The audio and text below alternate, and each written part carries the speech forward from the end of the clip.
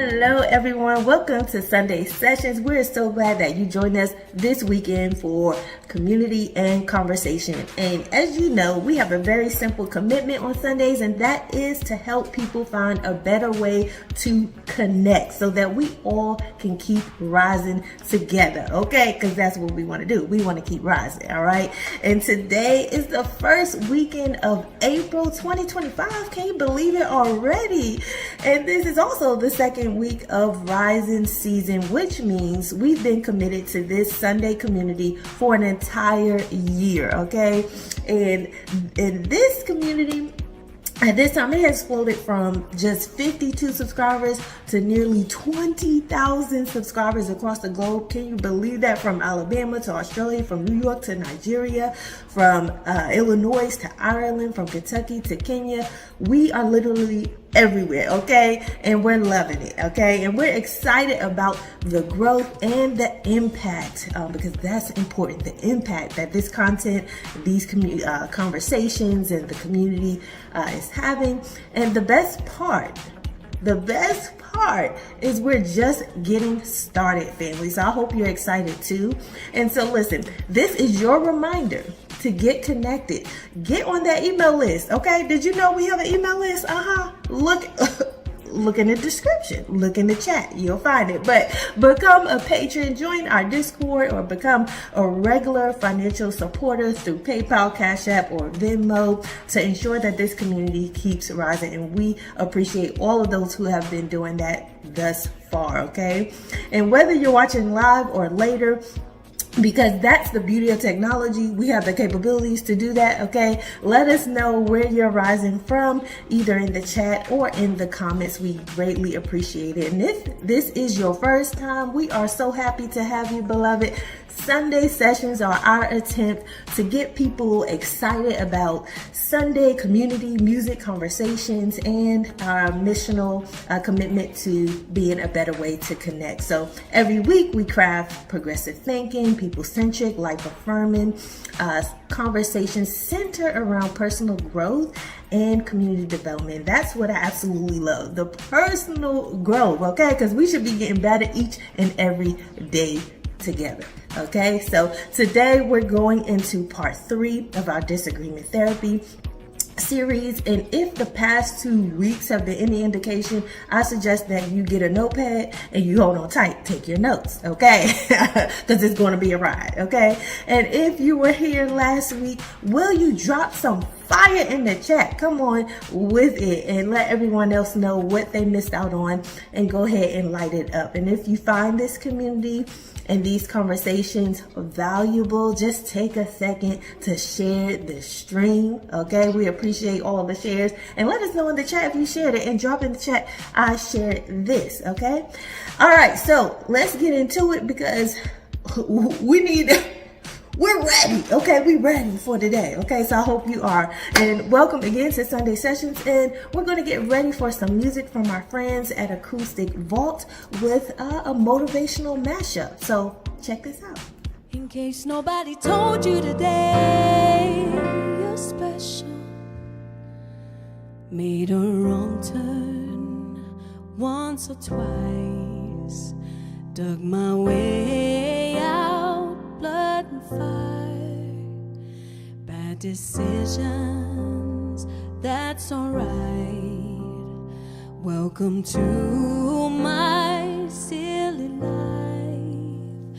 Mistreated, misplaced, misunderstood, knowing it's all good. It didn't slow me down.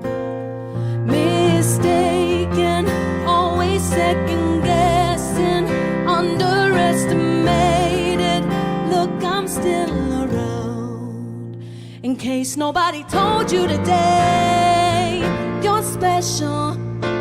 In case nobody made you believe, you're special. And I will always love you the same. You're special. I'm so glad that you're still with us.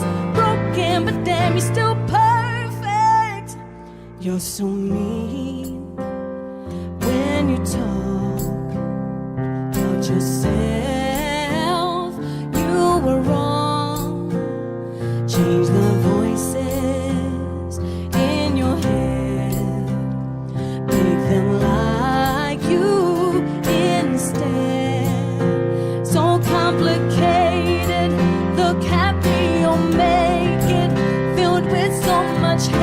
hatred, such a tired game. It's enough, I've done all I can think of. Chased down all my demons, seen you do the same. In case nobody told you today, you're special. In case nobody made you believe, you're special. And I will always love you the same. You're special. I'm so glad that you're still with us. Broken, but then you're still perfect. Pretty, pretty, please. Don't you ever, ever feel like you're less than perfect. Pretty, pretty, please. If you ever, ever feel like you're nothing, you are perfect to me. I thought that I let you know. Yeah. Wow. Major shout out to our friends at Acoustic Vault who actually gave us permission to share that today. That was just beautiful, wasn't it? A motivational mashup, man. Welcome to everybody in the chat to Sunday Sessions. That was incredibly dope, man. Perfect and special, and you know, I ain't trying to be mushy at the beginning, but man, I want to let you all know you absolutely are special, and you absolutely are perfect the way that you are. Levi, our thoughts are with you. Everybody that's out there in the Indiana area, I didn't even know there was flooding going on. I hope that y'all are staying safe, and anything that those of us who can do on the outside, please let us know. This would be a great opportunity to mobilize some community. All right, I almost said amen after that. Well, listen, for wherever you're watching from, please let us know. We're so glad to have you here today for another Sunday Sessions. We're going into part 3 of disagreement therapy, and I'm telling you, I got a sneaky suspicion this is going to be an incredible conversation today.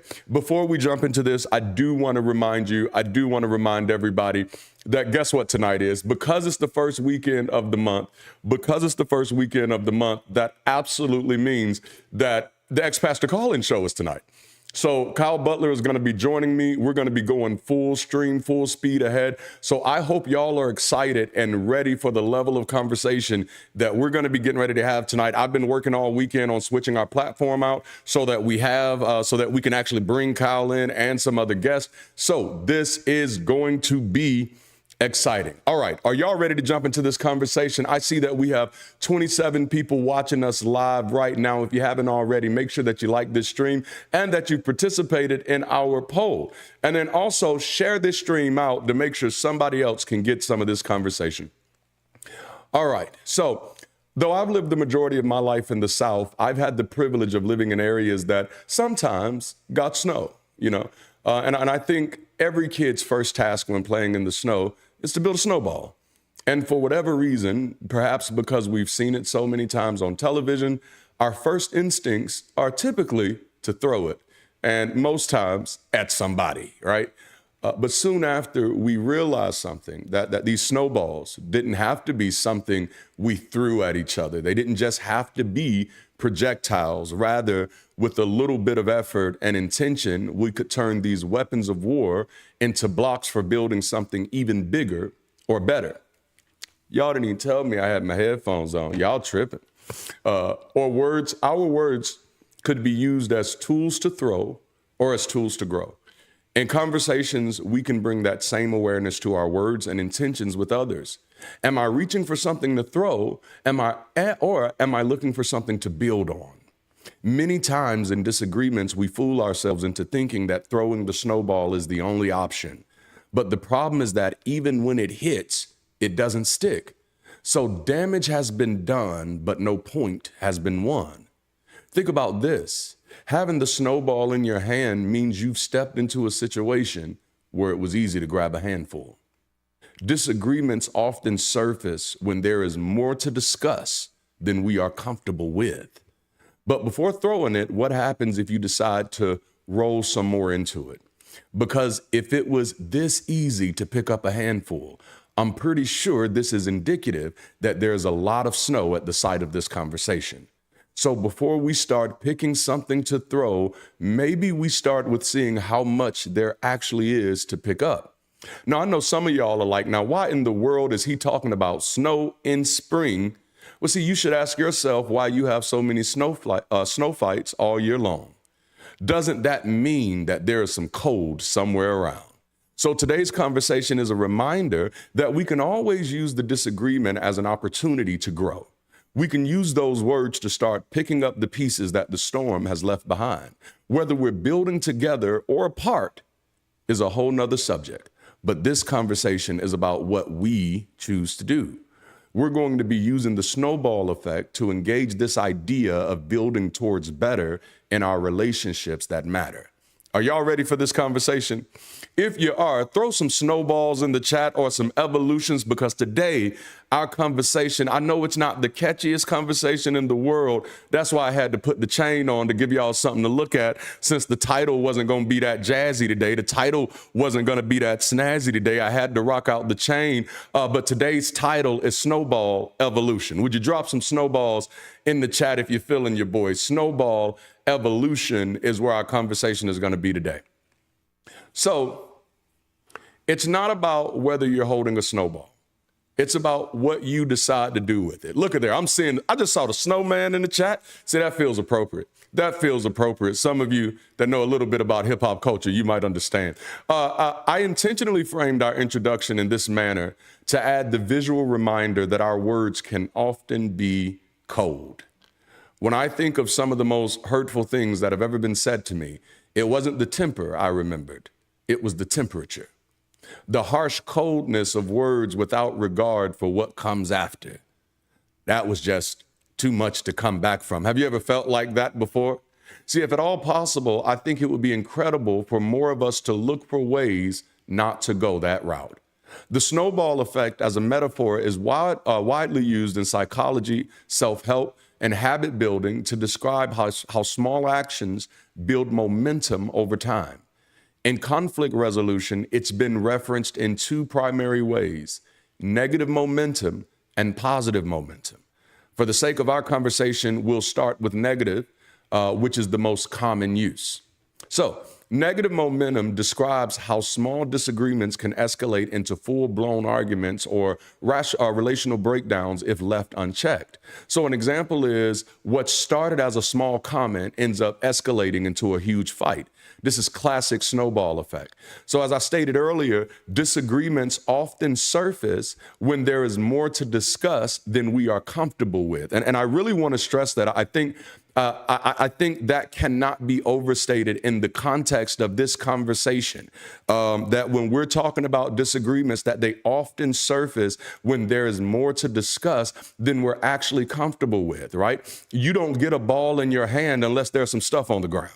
You know what I'm saying? Like you can't walk outside and pick up a snowball if there's not any snow on the ground. So in order for you to even have something to throw, there has to be enough stuff that has not been dealt with. There has to be enough stuff that has not been addressed, that has not been acknowledged, that has not been called out. That's the only way you can walk into a situation and immediately have enough snow to pick up to throw at somebody. Am I preaching already? I feel like I am. Yeah, atheists can preach too. We can preach too. It's a thing.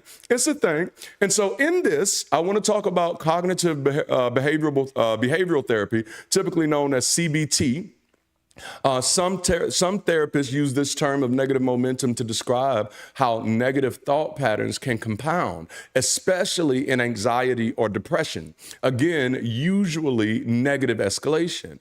So an example is, before I give that example, I'm gonna give an example from my own life. I know for me, prior to deconverting, I've wrestled, and even after deconverting, I don't want to be like deconversion cured my depression. I don't want to say that, but I've wrestled with depression my whole life. Weed helped. I will say that. I deconverted and started smoking weed around the same time. It helped.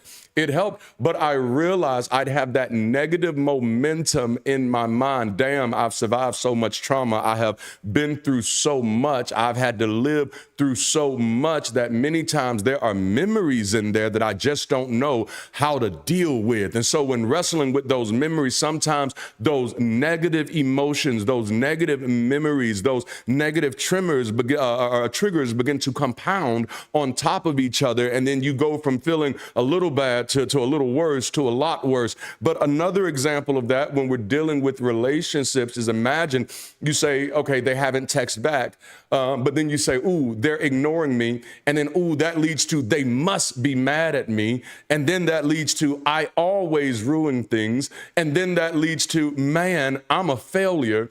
And the result is either emotional shutdown, self-sabotage, or lashing out. The emotional snowball rolls faster than those unchecked thoughts. You know, so CBT interrupts the snowball with skills like thought labeling. This is catastrophizing. Or catastrophizing. This is catastrophizing. In other words, calling it what it is. Now, that's one thing I've learned how to do in my life, and I'm still learning how to do. I cannot say that I've perfected this by any stretch of the imagination, but one of the things I've started learning how to do, my wife and I was together when I started doing this, is learning how to call a spade a spade.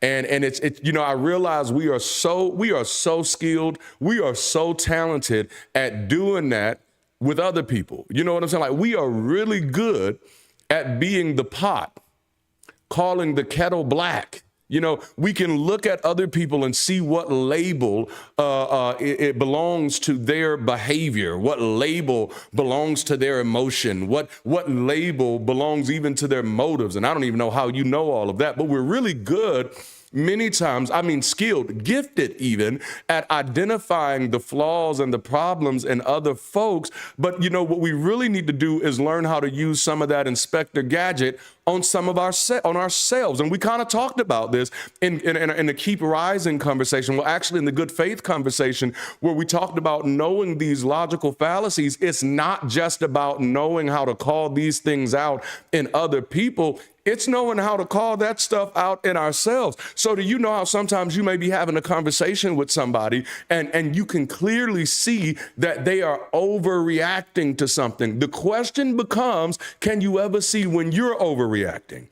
Oh, man, I said, I'm not trying to make you feel bad for seeing it in other folk. As a matter of fact, I want you to know that's a gift. That is a beautiful gift. It is a beautiful skill, and almost all of us have it. And if we could ever learn how to use that same skill on ourselves, we oh, my goodness, what type of world could we create? So it's being able to label, you know, damn, am I tripping? I think my wife will hear me say that like maybe 2 or 3 times a day. I could be tripping.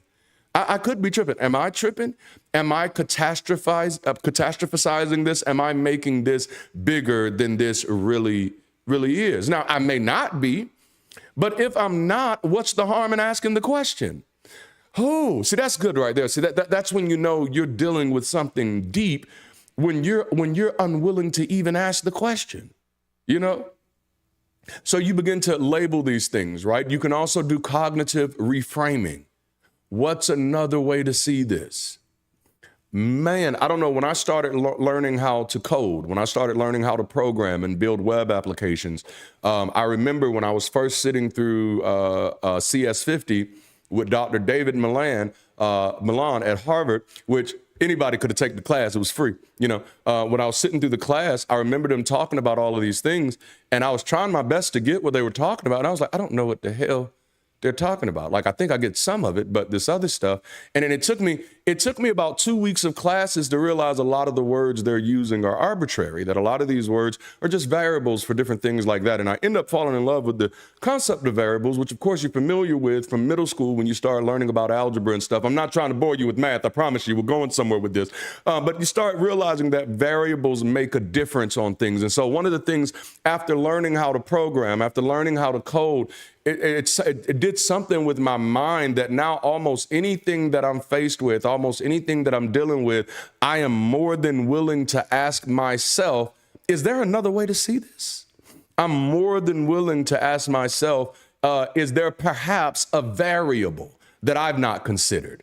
I'm more than willing to ask myself, y'all hear me talk about it all the time. I've gotten to that place where I've embraced the ideology that ultimately I'm just a blind man touching an elephant out here with a whole bunch of other blind folks touching the elephant. And I don't know who touching what, but the only way I can find out is to ask questions. And so like, wow. When you're dealing with disagreements with people that you actually care about, and remember, that's what we're talking about in these conversations.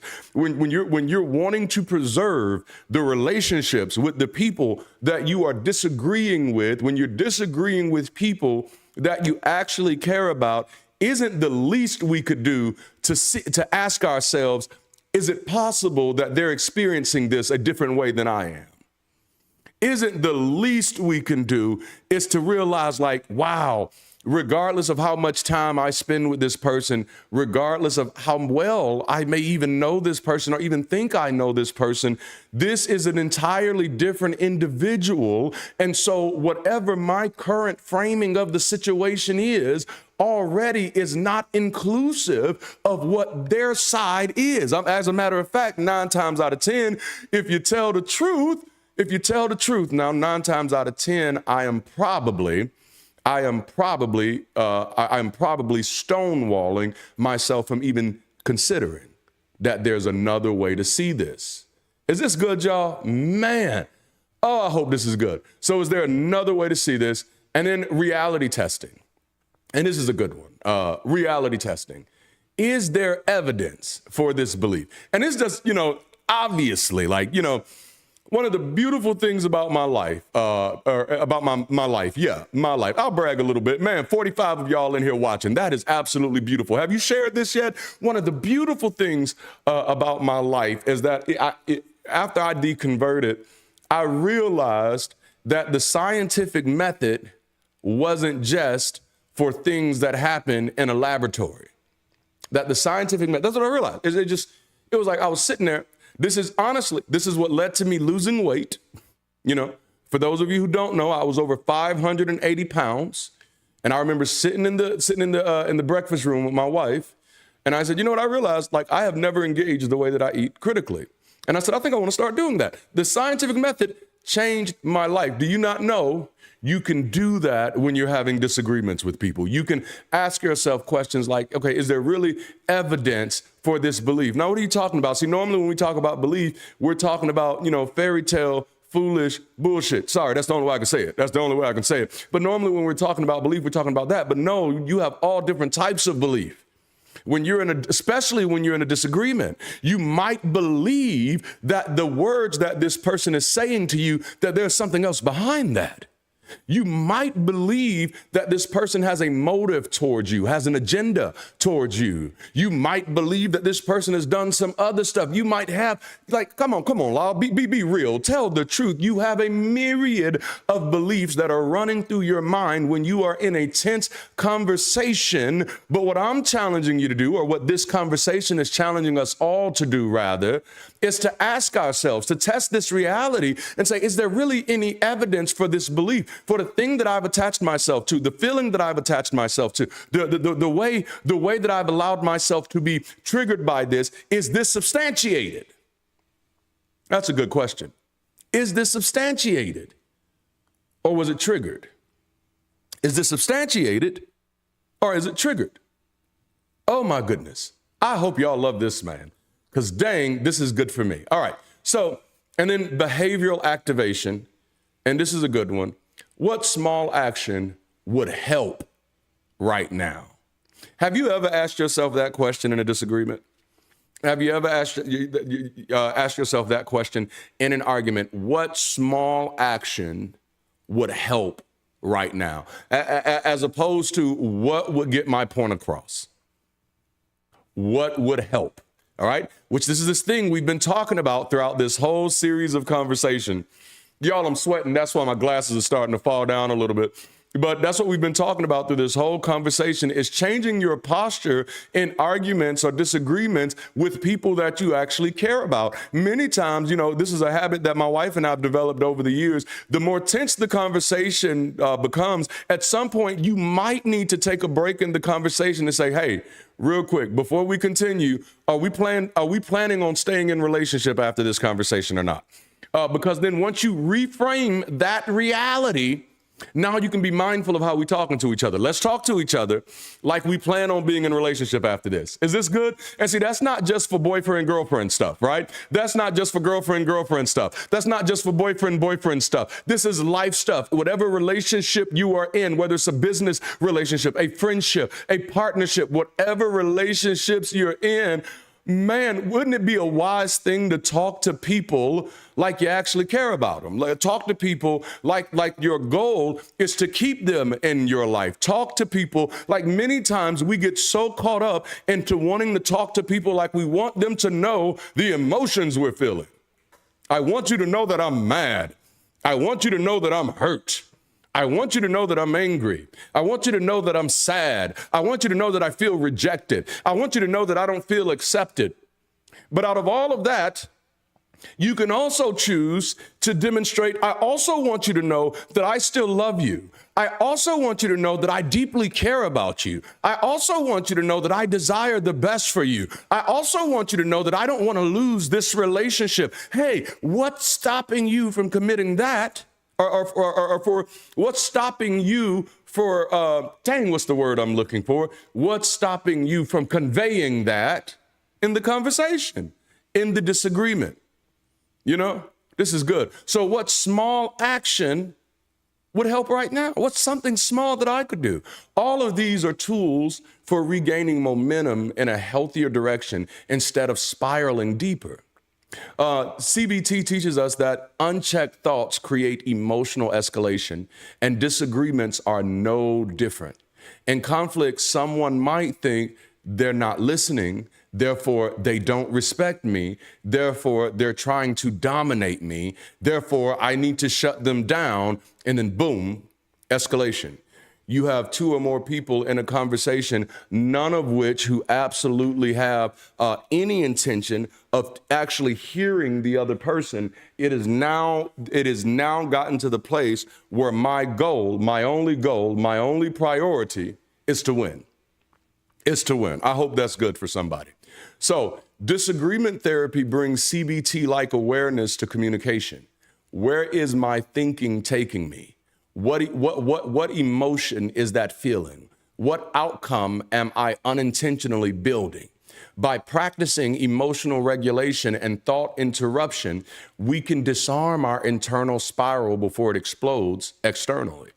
This is also used in couples and communication therapy, occasionally used to describe the compounding emotional effects of poor communication, leading to resentment or passive aggression. The emotional snowball in relationships, just like negative thoughts, can spiral in CBT. And in couples therapy, we often see unspoken needs, missed cues, and unresolved tension start small but accumulate over time. Now, without repair, these moments layer resentment, leading to bigger emotional reactions than the situation seems to warrant. So in those cases, it wasn't about the dishes. It was about feeling unheard for the 100th time, So common communication breakdown patterns is what I want to hit here. Man, I'm so glad y'all are enjoying this. Over 57 folk watching right now. Man, I love y'all. Thank you for your support. Here's a quick reminder. If you're not a patron, this would be a great time to get connected. All right, here we go. So avoidance. This is one of those patterns. Avoidance. Partners hold back to keep the peace. You make the mind that it's not worth the fight, which eventually breeds resentment. That's one of the things that I constantly tell people, whether we're dealing with romantic relationships or work relationships. Man, I must be preaching hard because I am sweating for real. Whether we're talking about work relationships or romantic relationships, we're dealing with the aspect, we're talking about the aspect of the importance of saying the words, that when you are feeling something, you need to verbalize, you need to vocalize that thing. You are doing nobody any favors by just sleeping on it.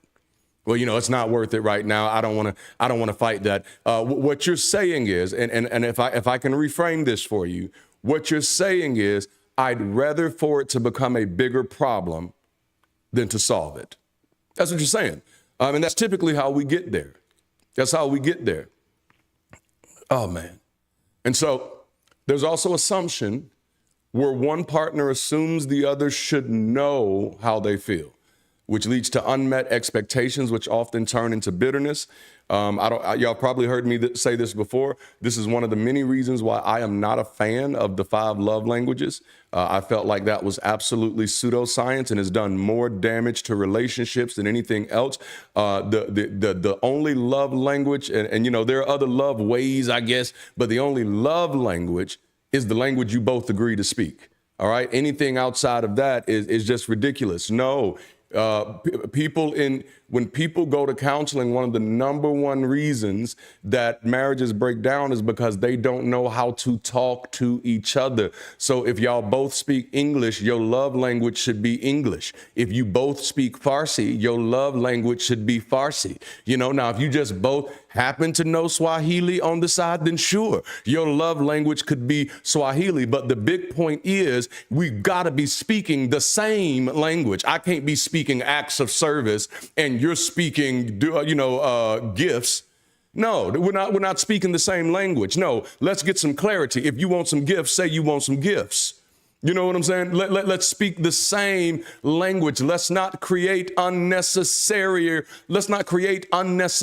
barriers that make other people in relationships have to make assumptions about who you are because you grew up on some Disney romance bullshit that says if they really love you, they just know what you want. If you don't get that bullshit out your mind, you're going to be struggling your whole damn life. No, you've got to learn how to communicate.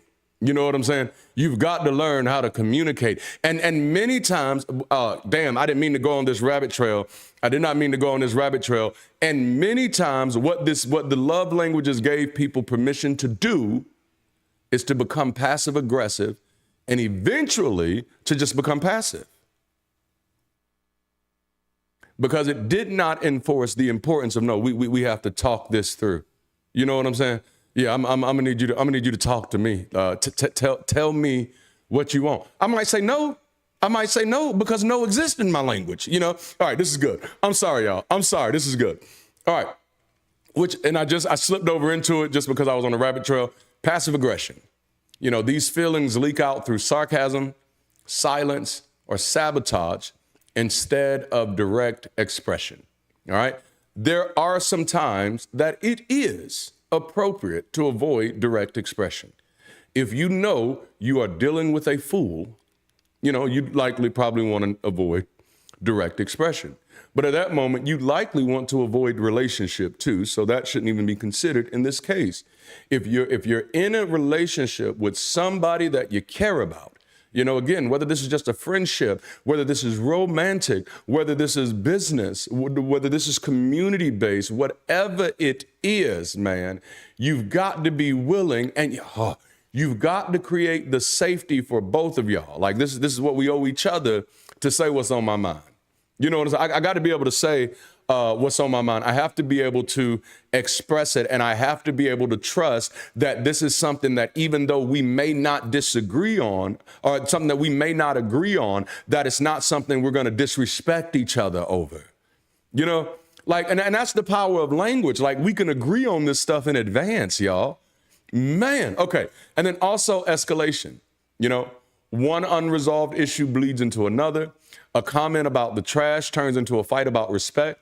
The cycle looks like this. Small hurt turns into not expressed or resolved, which then turns into emotion building, which then turns into reactions become either sharper or colder.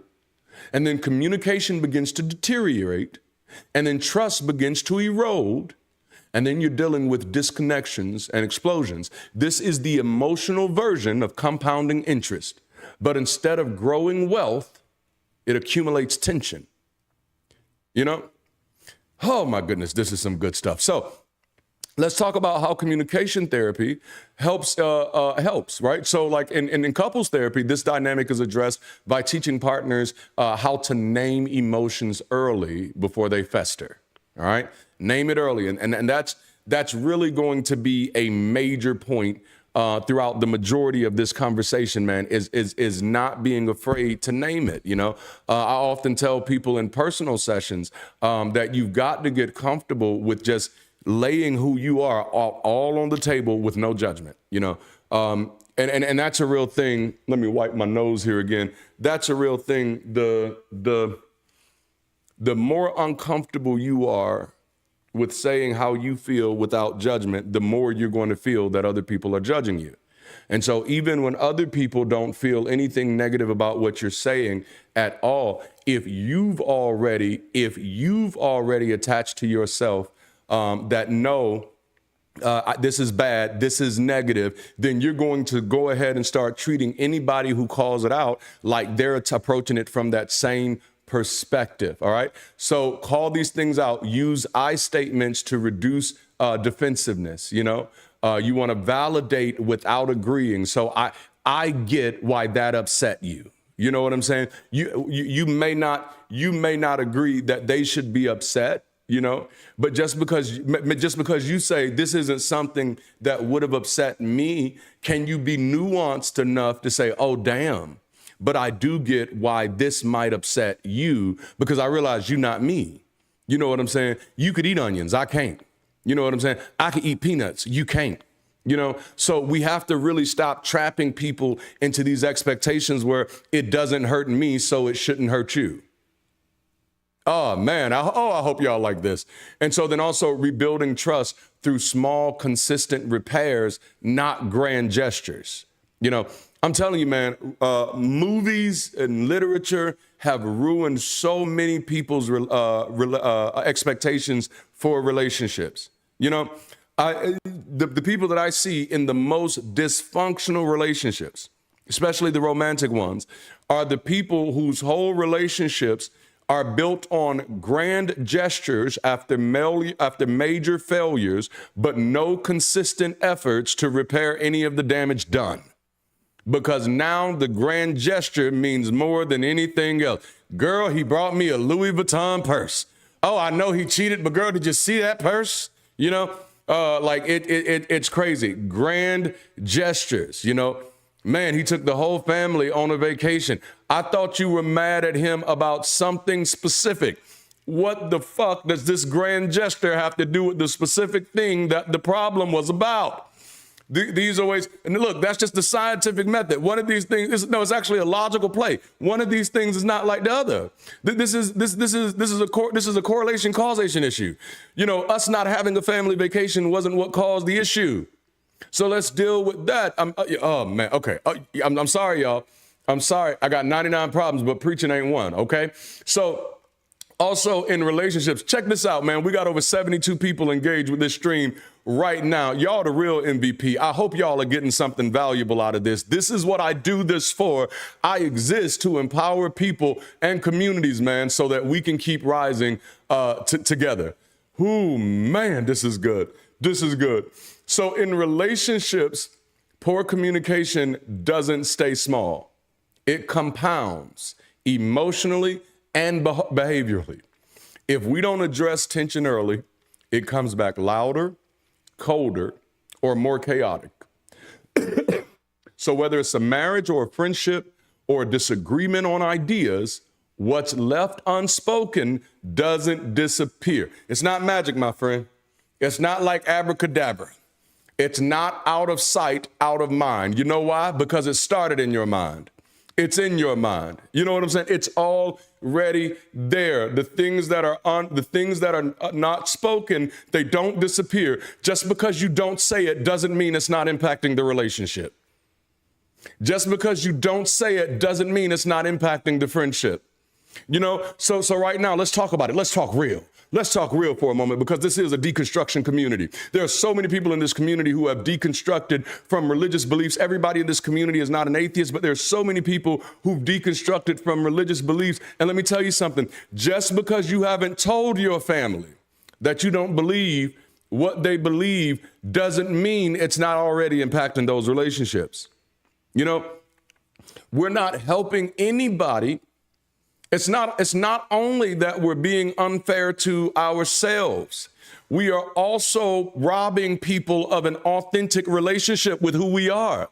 And so if I'm not really telling you what's on my mind, and I'm not really telling you how I identify now, then I'm not really giving you the opportunity to even accept me as me. And the reason I'm not giving you the opportunity is because I'm afraid in advance that you're not going to accept me. And I'd rather be in a relationship with somebody who's not going to accept me than to be honest with who I am. Damn, I'm preaching.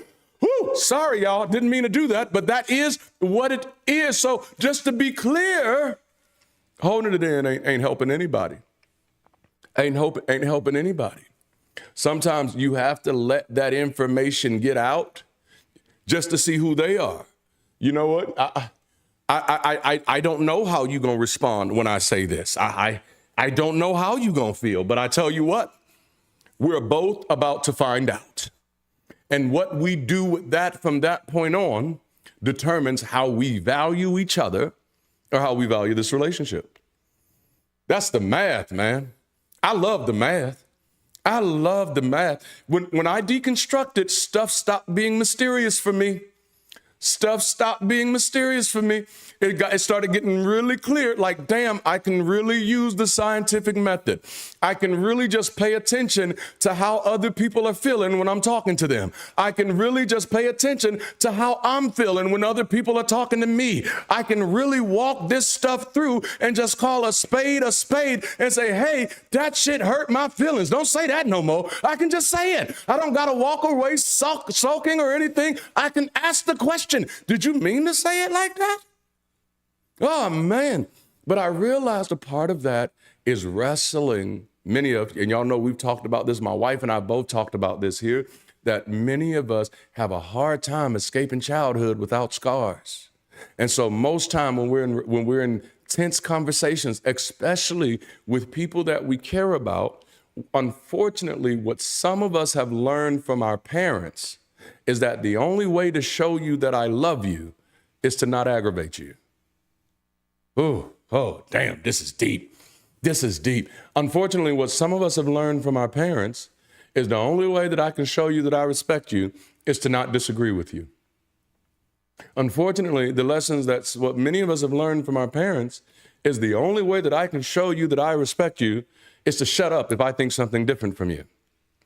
And then you take that same type of toxic submission, and that's what we're going to call that, toxic submission. You take that same toxic submission into your romantic relationships, into your friendships, into your business relationships. And that's how you get into a lot of inauthentic relationships. And I'm telling you, this is one of the things that I talk about a lot, just in-house I talk about a lot, is that most of us are in relationships that aren't serving us or the people we're in relationships with because none of us are being truly authentic in those relationships. This is one of the reasons why I made the decisions after 10 years of living in the closet as an atheist to start stepping out and say, no, I got to speak my truth because people aren't having a real authentic relationship with me. And that means I don't have anybody in my life at that time that I could even talk to about the things that I was interested in.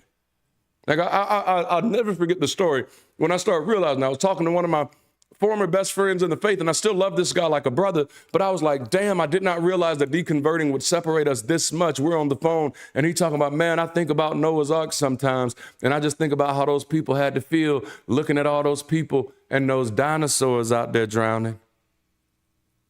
And at that moment, I just remember being on the phone like, oh, hell no, I'm not doing this. We're not doing this. Nope. I need new friends. I need new friends. Need new friends. Need new friends. However they said, whatever Drake said. So here we go. Here you go. Dang, this is good stuff. Dang, this is good stuff.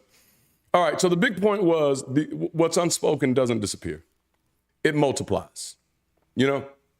So a good reflective prompt is to ask yourself, what have I been swallowing in silence that's slowly turning bitter? What have I assumed that they should just know? What would I say? What would I say if I believed it would lead to understanding instead of argument? you know?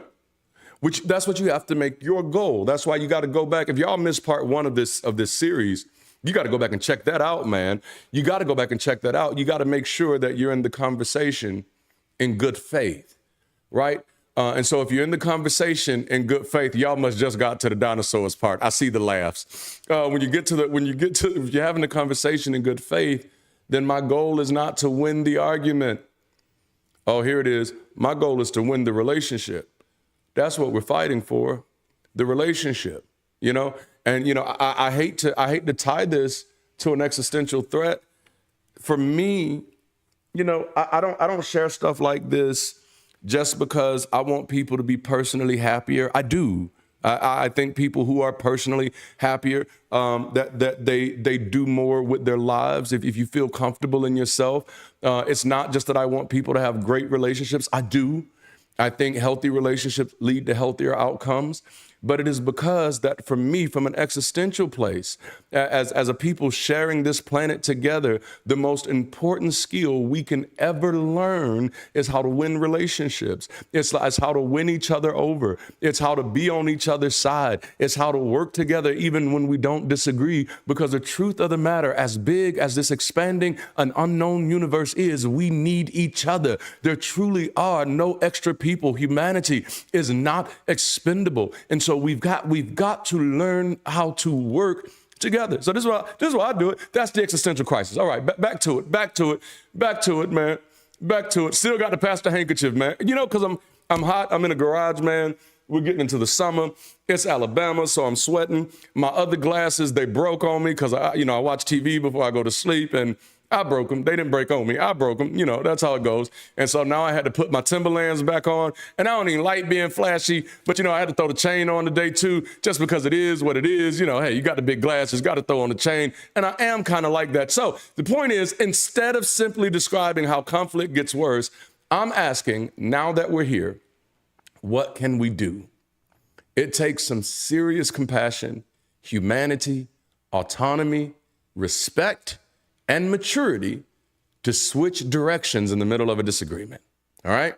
So now I want to give you those words. I want you to think about that. When you're in the middle of a disagreement, I want you to think about compassion. I want you to think about humanity. I want you to think about autonomy in the sense that, no, I don't just have to do what my emotions are making me want to do right now. No, I am an autonomous human being. I have agency. I want you to think about respect. And I want you to think about maturity. I am mature.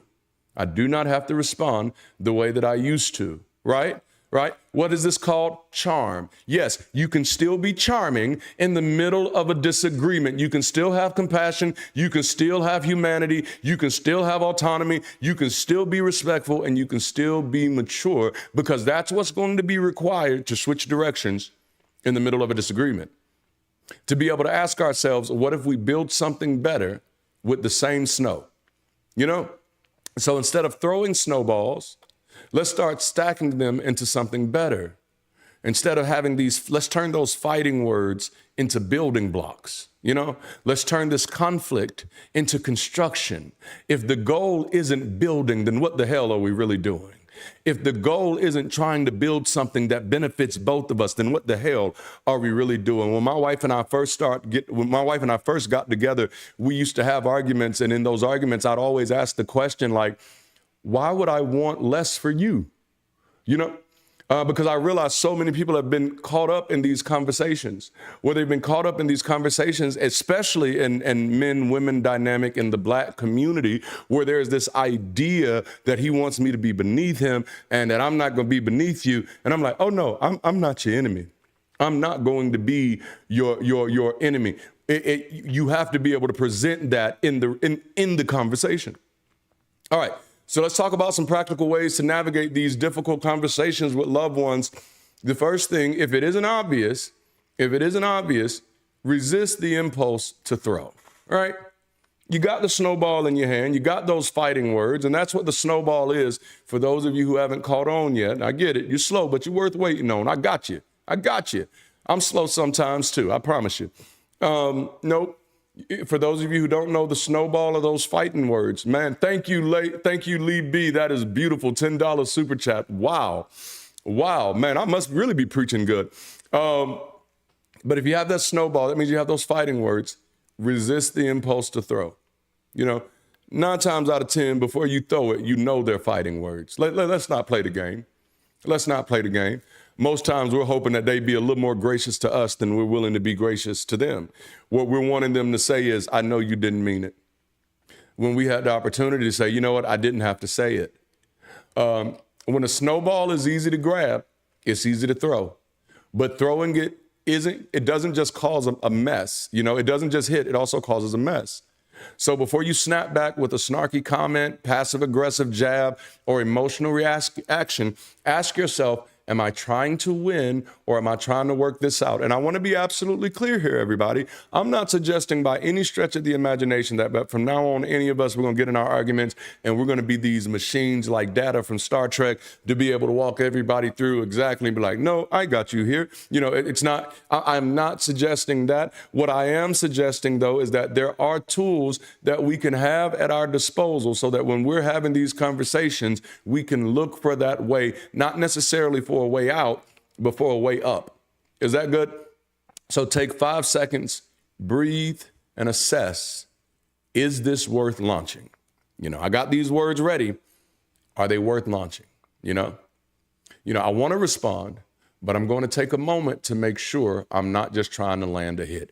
And man, imagine yourself. Imagine, I don't know what the last heated argument you had, the last heated disagreement you were in. Maybe it was with a family member. Maybe it was with someone you're in a romance relationship with, maybe a business partner, maybe a bowling partner, friend. I don't know. But imagine being in the middle of that argument and emotions are flared and you're both really upset. And imagine that person stops and says, you know what? I want to respond. But before I do, I want to make sure that I'm not just trying to land a hit. Can you imagine the impact that would have on you? Especially if you were already upset too. If you were already fully in it and you just knew, oh, I know this motherfucker about to say something now. I know it. And you ready to respond. You're ready to respond. They got the words on their mouth and you're like, yep, as soon as they say it, I'm gonna hit them with it as soon as they say it. And instead of saying it, they just say, you know what? I want to pause for a minute because I want to make sure that that whatever I say, that I'm actually trying to help the conversation and I'm not just trying to hurt you. Man, oh my goodness. Thank you. I am feeling better, John. Oh my goodness, that will change the way. I know for me, if I'm in a conversation and somebody says that to me, we're in a heated argument and I know I'm getting ready to go for the jugular. I know I'm getting ready to go there. And then they stop in that one moment and say, man, I was getting ready to say something and I thought about it and realized I really don't want to hurt you. I don't want to hurt you. Oh, man, like, damn, I want to cry just thinking about it. I want to cry just thinking about it because it feels like it would be so healing, right? All right, so now we've talked, this is a perfect segue into dealing with positive momentum because we've been talking about negative momentum so far. So positive momentum in this case is rolling the snowball instead of throwing it, which is funner. I'm telling you. Well, I don't know. We'll see. All right. So with effort and intention, that snowball becomes a foundation, not a weapon, So some practical insights here is rather than reacting, build, ask deeper questions, collect understanding, add emotional context, So you can do stuff like say, hey, help me understand what's under this. You can do stuff like, can I tell you what I'm actually feeling right now underneath the frustration? This is learning how to talk to each other again. One of the first books that I was going to write, my wife is still mad at me that I haven't published this one yet, was going to be called The Conversationalist. Because at the end of the day, if I had any title, that would probably be my real title. My real title is Darante is a conversationalist. Now, I am an architect of sorts too. I am a developer too. But honestly, man, I am a conversationalist. What I really want to do is teach people how to have conversations that help them win, And in those conversations, all we're doing is learning how, and it's not even just something we learn. This is good. It's not even just something we learn. It's something we feel safe enough to do. It's feeling safe enough to tell people exactly how we feel without feeling like they're going to feel indicted by our emotions, indicted by our truth. Because how many times have we been afraid to tell people or to say what we want to say because we're afraid that it's either going to lead to an argument or it's going to lead to them feeling a certain way about us, and we don't want to do that. Oh, man. So you can say stuff like, can I tell you what I'm actually feeling right now under this frustration? I know I'm mad. I know I'm yelling. I know I'm rolling my eyes. I know I'm doing all this other stuff, but can I tell you, can I just stop in the middle of this tantrum? I'll call it a tantrum because remember, you gotta call it what it is. I'll stop in the middle of this catastrophizing. I'll stop in the middle of this overreacting. And can I just tell you why I'm doing this? It's not just, I'm not trying to justify it. I'm just trying to be human for a moment. I'm just trying to be human and tell you what I'm feeling. So at this moment, we stop treating each other like verbal punching bags and start remembering that we actually want to preserve some type of friendship after this. You know, so do you care about the frustration? Do you care about what's underneath the frustration? That's how we get into the deeper conversations. Man, I love it. 70 of y'all in here tuned in, man. Y'all the real MVP. So what you do is you use small, kind moments, micro wins, to create momentum in the conversation. You say stuff like, I hear you. That's fair. Ooh, let me think about that. See, these stack emotional snow instead of scattering it. Look for opportunities when you're having conversations with people to say, ooh, I understand that. To say, oh, damn, I get that. One of the most powerful things you can ever say to somebody that you're in a disagreement with, it's one of the most powerful things you can ever say. I'm giving you this one for free. I'm giving you this one for free. I should charge, but I'm giving it to you for free. One of the most powerful things that you can say to somebody that you're having a disagreement with is, dang, I never thought about it that way. Whew, man, that sometimes that gives people relief, so much so. But what you're looking to take those small moments just to say, you know, hey, I know we're upset and I know we both have a right to be upset and I know we're pretty locked in, but because I still want the relationship at the end of this, I'm going to look for opportunity to sow those seeds of kindness, to remind you that, yeah, you know what, the way you feel is fair. I may not even like the volume you're using at me right now, but you know what? I'd probably be responding the same way if I was feeling that same thing you're feeling. So I'm going to give you some grace for that and hear the words you're saying and look for an opportunity to roll the snow up instead of throwing it. You know what I'm saying? Man, so it's, you know, you can melt the cold, you know. Snow is only rigid. Is only rigid because it's cold, but the right warmth doesn't just necessarily destroy it, it reshapes it. And here's the kicker. This is one of my favorite things. Snowmen last longer than snowballs. Number one, because they're bigger, but they do. One of the things that I love, again, we just recently got snow. For those of you who don't think climate change is a real thing, we just recently got snow in Alabama, right at the start of spring. Just recently got snow. And it was a good bit of snow. Like it was I live in a fairly large neighborhood and everybody in this neighborhood was building snowmen. My daughter went out there and built 3 of them by herself. And long after the snow has gone, Black and Bougie is back in the building. She's been backsliding, y'all. But no, long after the snow had gone, we could still ride through the neighborhood and see all of those snowmen. You know, you get to have those memories of what I did with the cold stuff. You get to have those memories, even in the warm times, of what we did, you know?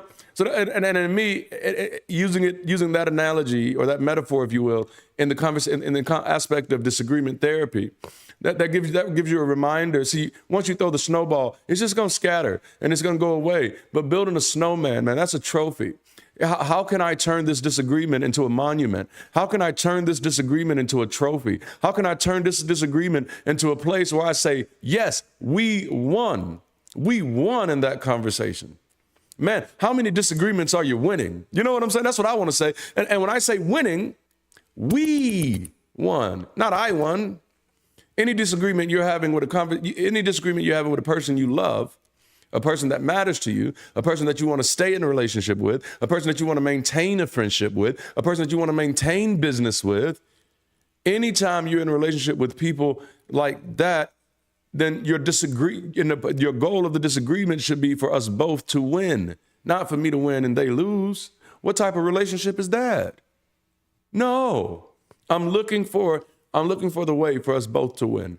I'm looking for the way for us both to feel like we were heard. I'm looking for the way for us both to feel like we understood, not just because that's the right thing to do, because I think sometimes that just becomes a cop-out, and then that connects people from the reason.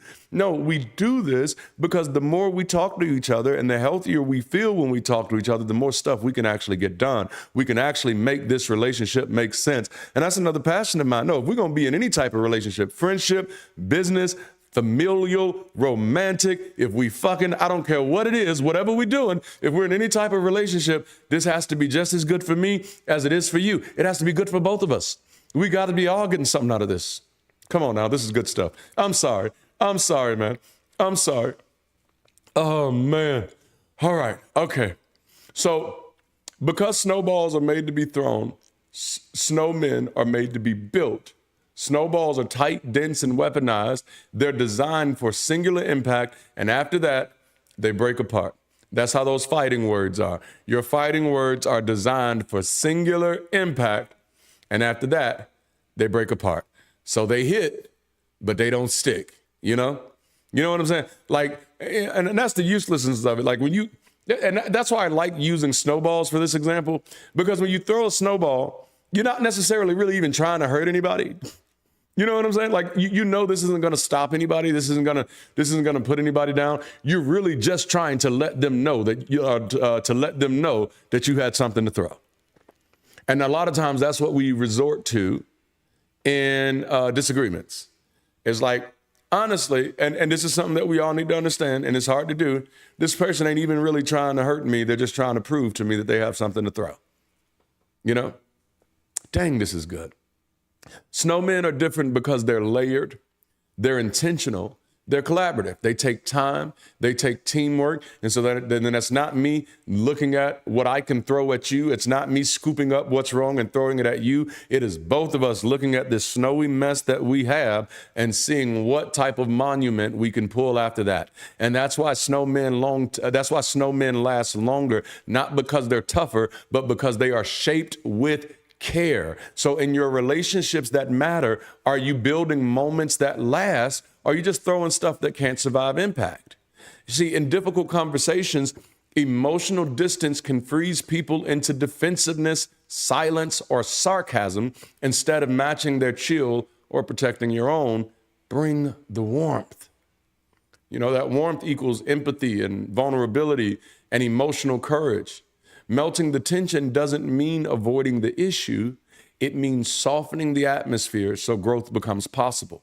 You know, sometimes the cold in a conversation isn't just theirs, it's ours. And we have to be honest enough to confront that. We have to be honest enough to admit that.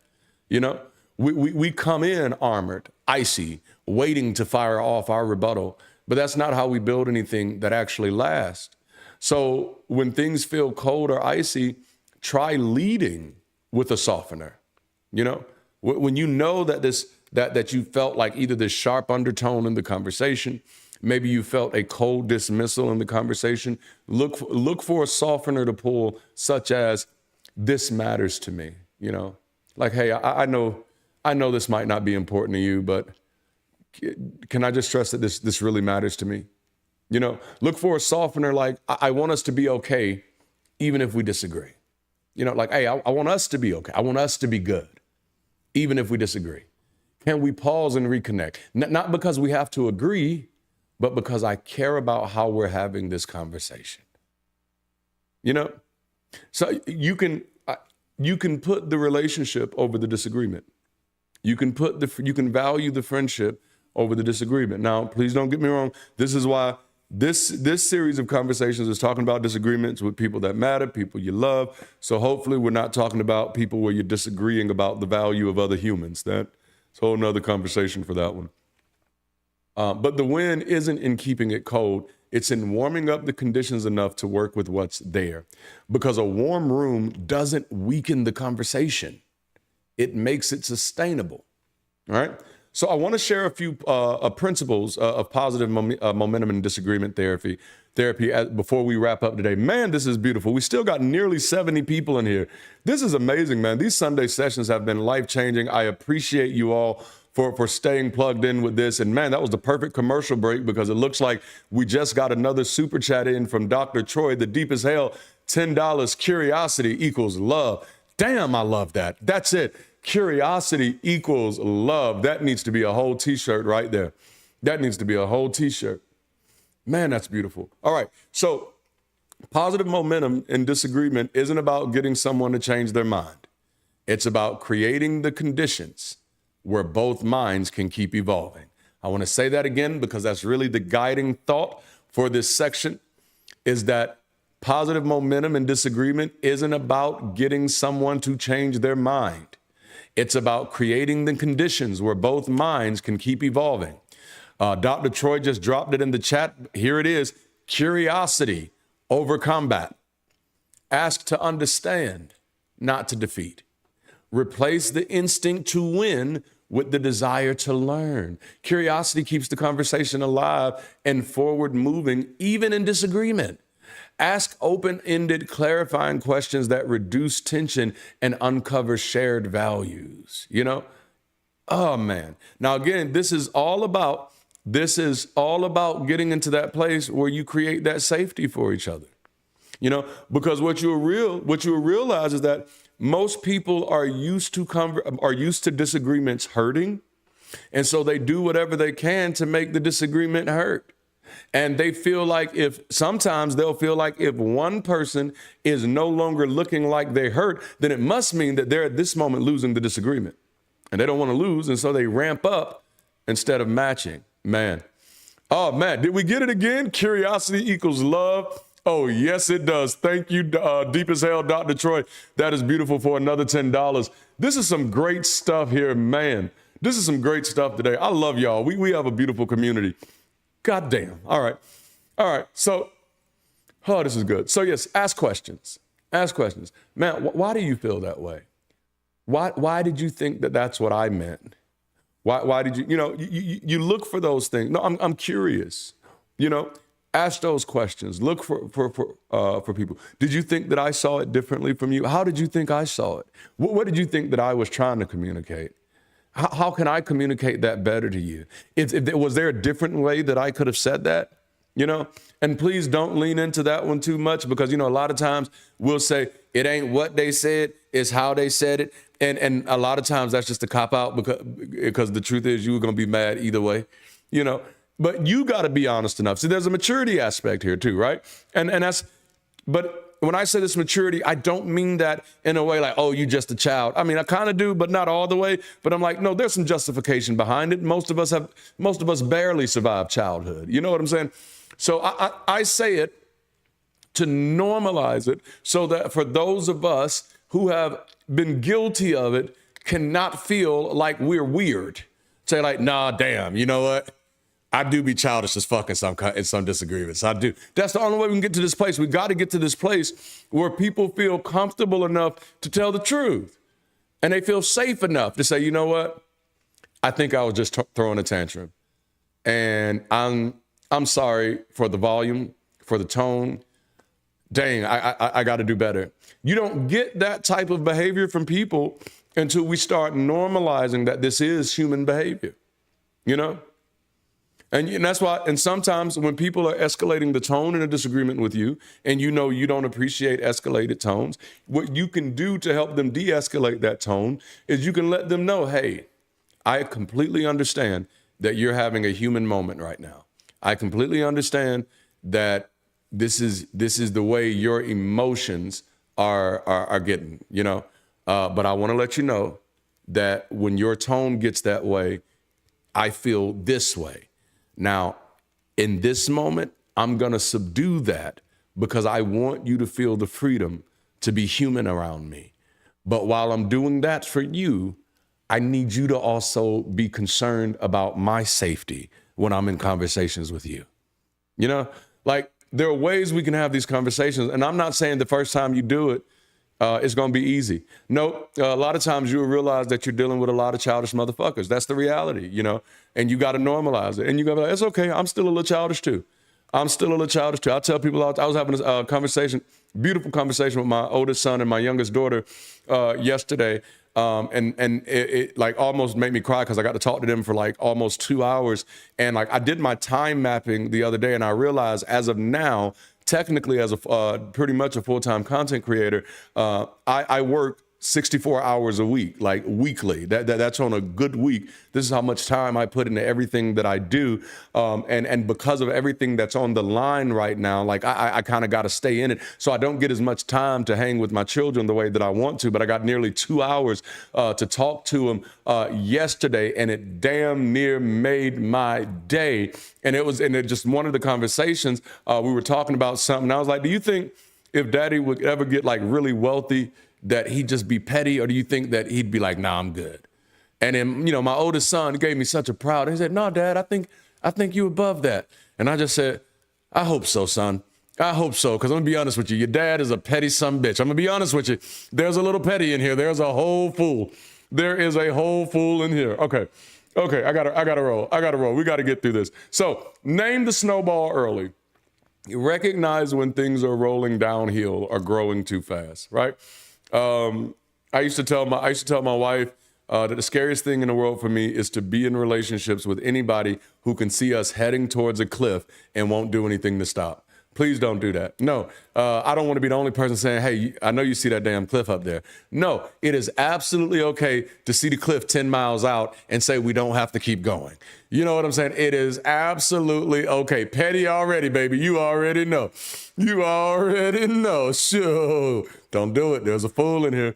But no, it is perfectly okay to know that if we keep going this direction, if we keep going this way, somebody's going to get hurt. It is absolutely okay to know that, damn, if we go in this, if we keep saying this is going to lead somewhere where somebody's going to say something that's going to hurt somebody's feelings. And once you know that, there's absolutely nothing wrong with saying, I got a sneaky suspicion that if we stay in this conversation for 3 more minutes, somebody gonna call somebody a bitch. And I don't think we should do that.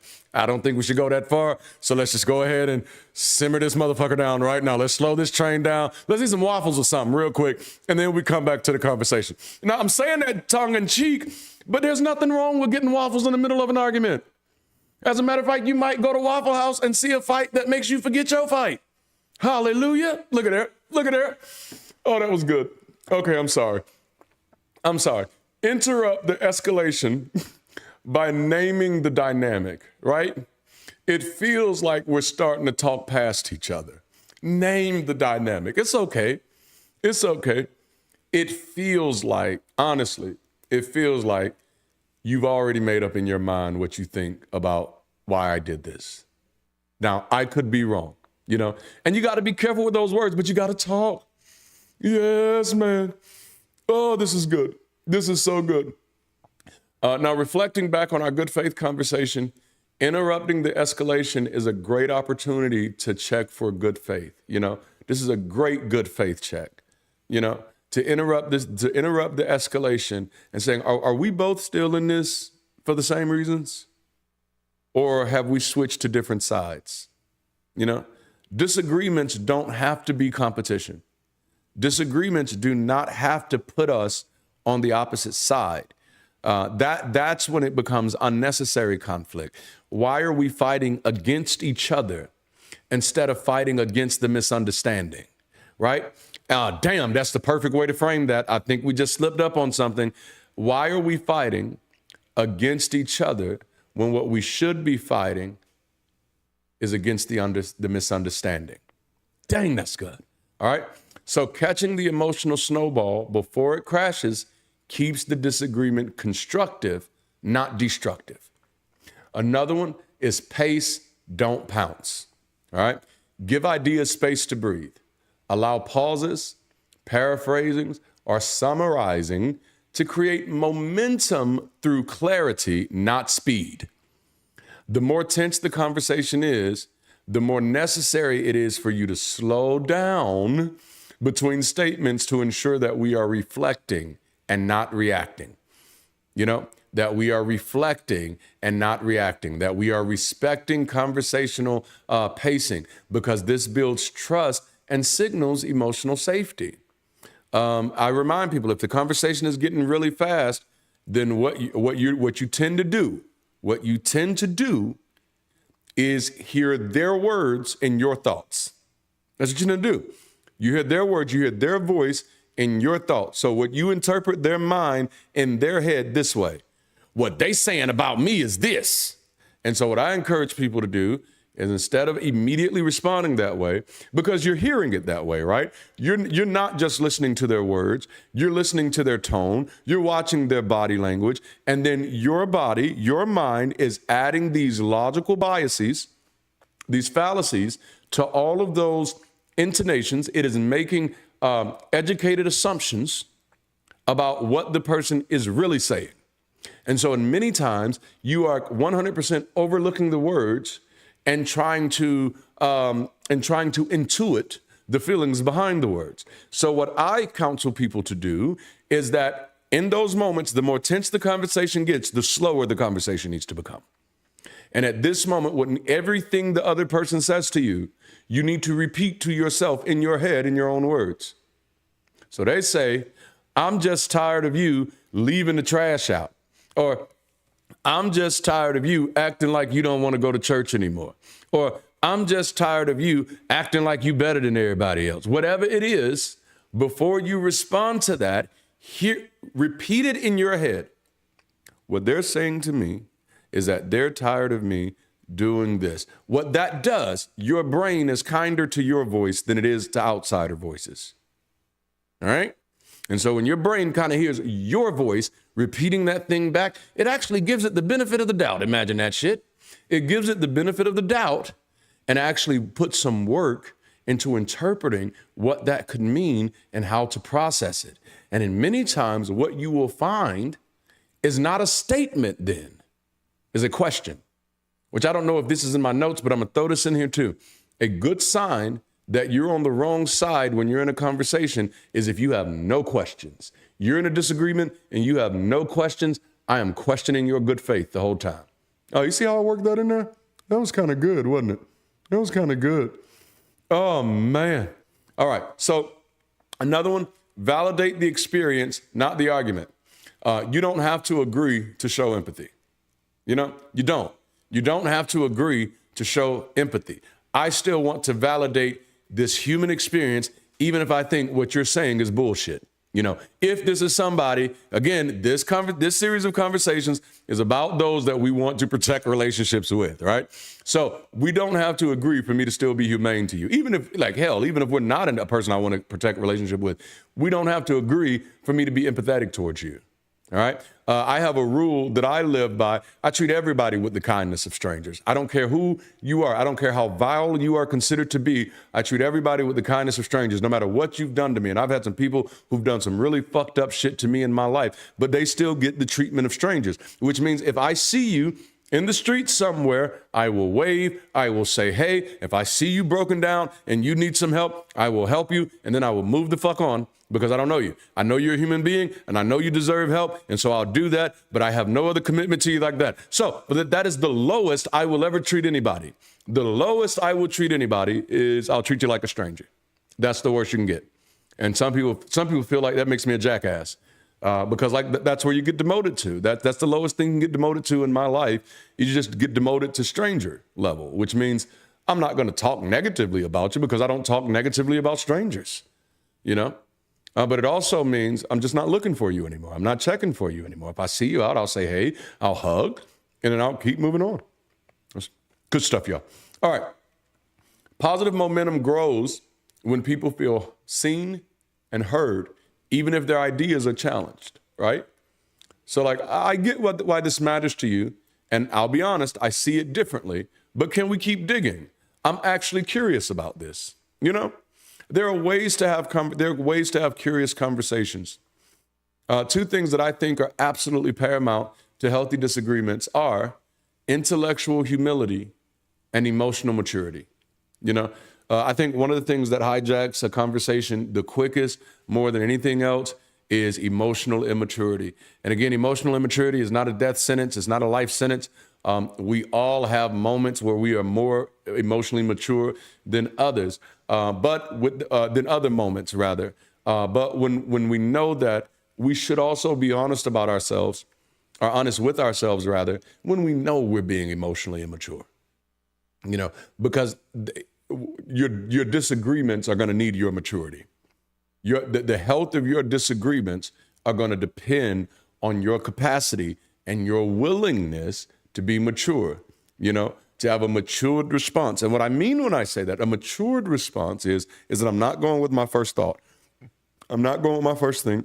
I'm not going with my first instinct. I'm not going with my first intuition. I'm going to actually engage some type of scientific process throughout this whole conversation. I'm going to validate these emotions before I just act on them, Man. The next one is mine for shared values. Find the humanity beneath the position. Disagreements often mask mutual concerns, safety, fairness, identity, and belonging. Surface these common threads to build cooperative momentum, not adversarial pushback. Interrupt the conversation, interrupt the escalation, and ask questions like, "Hey, I know we're in this right now, but can I ask you, am I making you feel safe?" You can do stuff like that. Do those things to remind the person that I'm not the enemy, you're not the enemy. I'm not going to treat you like the enemy, so you will feel safe enough not to treat me like an enemy. And then you can use emotional calibration. Regulate before you relate. Nate Dogg and Warren G, baby. Stay emotionally aware. Frustration, sarcasm, or raised volume shifts momentum negatively. And what you're doing, if you're in a conversation and you care about the person, you want to be looking for those things that shift the momentum positively, right? So a calm, self-aware tone and posture models discipline over dominance. I'm not trying to dominate you in this conversation. I am trying to discipline myself in this conversation. I am trying to make sure that I do not cause harm in this conversation. I am not just trying to prove my point. Oh, damn. I am trying to preserve my relationship. Approaching it this way, excuse me. Still getting this cold out. Approaching it this way helps everyone regulate together. And then one of my favorites is honor the small wins. Progress isn't agreement. It's engagement. Celebrate moments where both parties stay present and then clarify a misunderstanding or shift from reacting to reflecting. Every small win you get in that conversation, you celebrate it. You celebrate it. Every small win you get, celebrate that bad boy. You celebrate it. Oh, man, dang, look here. We don't even agree, and look how kind we're talking to each other. Look at this. Man, you didn't even have to say that, and yet you said it to me anyway. Isn't that amazing, right? You look for those moments. Positive reinforcements builds the habit of staying with difficult conversations. And then, of course, leaving the door open, right? Ending in peace is a win, even if you don't agree. Not every disagreement resolves immediately, right? But ending with kindness or clarity leaves space for future growth. Say, hey, I appreciate the conversation and I'd be open to continuing when we both have some more space for this, And then a final reminder here is that conflict doesn't have to end in a snowball fight. It can be a snowball evolution. One small choice at a time, you can freeze someone out, or you can build something warm enough to melt the tension. What I like to remind people of, or to give people, is what I like to call the snowball test, and that is destruction or construction. What's the goal? Just like snowballs can be thrown or rolled, our words in disagreement can either destroy or build. Ask, am I reaching for something to throw or something to grow? This one question can reveal to you where your whole mind space is at this moment. And then if your answer is, and honestly, because this is my thing, I want people to be able to be honest about how they're feeling. I want people to be able to be honest. Your answer might be, I'm just looking for something to throw right now. And if that is the case, if the answer is yes, I'm just looking for something to throw right now, then say it. You know what? This might not even be a good time for us to have this conversation. I think I need to step away right now because I just asked myself, was I trying to grow through this or was I just looking at something to throw? And honestly, I think I'm just so bothered right now that I'm really just looking for something to hit. So can we just take a break for a moment? Can you be mature enough to walk in that? And if your answer is, I just want to be cold now, then you're no longer interested in what's best for preserving the relationship, and you're drastically decreasing the chances of mutual utility of outcome. So even if I've decided that this is it, I've damn near guaranteed that you're not going to be cooperative with the consequences. So hitting someone with your words might land, but it won't stick.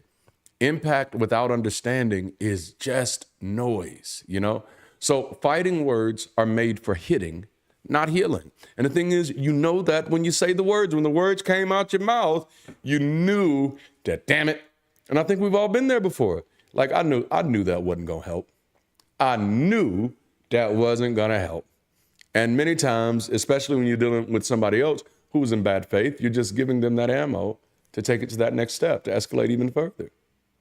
And so one of the things I ask people is, have you gotten so used to fighting without consequences that you no longer consider the damage? So when we think about the small effect, when we think about the snowball effect, when you roll a snowball through more snow, it grows. That's how conversations work. When treated with care, these conversations can lead to momentum. This is snowball evolution, starting small, staying curious, and building something bigger than the original moment of disagreements. In many cases, this is how you take those macro wins and end up creating macro growth, not just in that one relationship that you're using these tools in, but also in all of your relationships. And so then you shift from just having stronger relationships with the people you care about to being a part of a stronger community, to eventually being a part of a stronger collective, stronger nation, stronger global society. It's the wax on, the wax off. These big doors swing on small hinges. Healthier people lead to healthier relationships, and healthier relationships lead to healthier outcomes, and that can have global impact. So disagreement doesn't have to be the end of the conversation. It can be the beginning of transformation. So really the choice is ours, Disagreement is unavoidable, but destruction, that's optional. You will walk into conversations holding a snowball. That part is damn near guaranteed. Life relationships, work, politics, families, there will always be cold moments where you could throw something sharp, heavy, and packed with every hurt you've been holding on to. But today, we're asking you to pause and consider, am I reaching for something to throw or something to grow? That snowball in your hand, it doesn't have to be a weapon. With intention, with maturity, with emotional warmth, it can become the start of something we build. And not just in theory, in real life, in real time. And that text you're about to send, and that comment you're rehearsing in your head, and that next conversation with someone you love or someone who let you down.